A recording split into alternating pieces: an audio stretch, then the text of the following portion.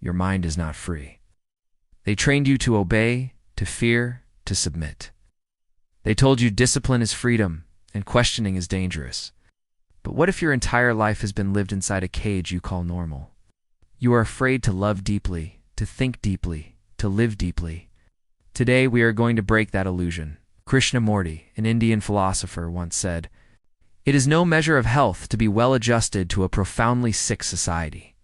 He spent decades challenging everything: war, nationalism, religion, schooling, discipline, love, fear, ambition, because he saw what most of us don't see. We are programmed from birth. You're born, and they give you a name, a religion, a nationality. They send you to school to learn obedience, competition, comparison. They tell you to find a safe job, get married, have children, and teach them to do the same.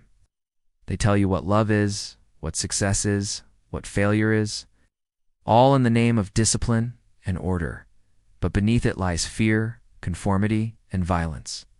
Children are alive, curious, filled with wonder. But what do? We force them to sit in rows, tell them not to ask too many questions. We give them grades, labels, and ranks, teaching fear of failure and envy of others. We call this education. But it is conditioning, crushing their spirit. Krishnamurti wrote, "The function of education is to help you from childhood, not to imitate anybody, but to be yourself all the time." But we are terrified of letting children be free. Free child might not fit into the system. We wave flags and sing anthems. We divide the earth with lines on a map. We call ourselves Kenyan, Indian, American, Russian, Israeli, Palestinian. But what is nationalism? It is tribalism with technology and nuclear weapons. It is an identity built on fear of the other. Governments use fear to control you. Fear of enemies, fear of being wrong, fear of standing alone. And so, we send young people to die in wars, generation after generation, calling it patriotism. Krishnamurti saw that the mind that identifies with a country is the same mind that creates war. They told you what love is: marriage, possession, control. But love without freedom is fear dressed in romance. Most relationships are rooted in jealousy, possessiveness, fear of abandonment. We call these love, but they are attachments born from loneliness and insecurity. Krishnamurti said, "Love is not attachment. Love is not desire. Love is not pleasure. Love is when the mind is completely still, and there is a flowering of something beyond the self." Can you love someone without trying to control them? Can you love without seeking security in them? Can you love without fear? If not, is it really love, or is it an escape from your emptiness? They taught you discipline to mold you. You fear being undisciplined because you fear chaos. You fear freedom because it feels like losing control. But discipline born out of fear is slavery, Krishnamurti argued. Real discipline comes from understanding yourself deeply.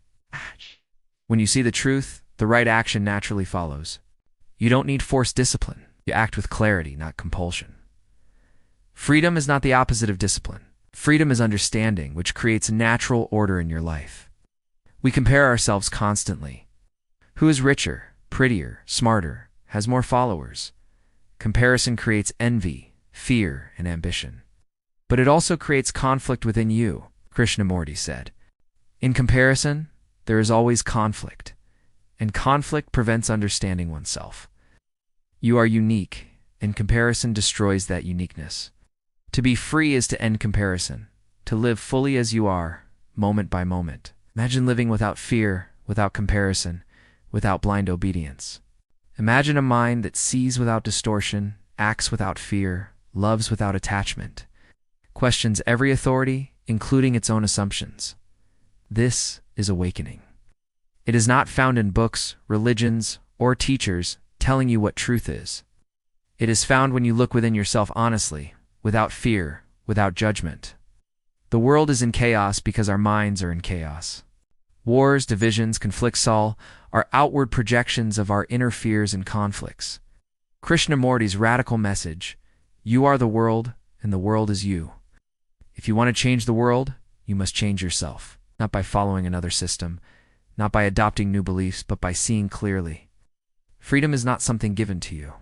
Freedom is seeing the false as false and the truth as truth. If this message resonates with you, pause and reflect.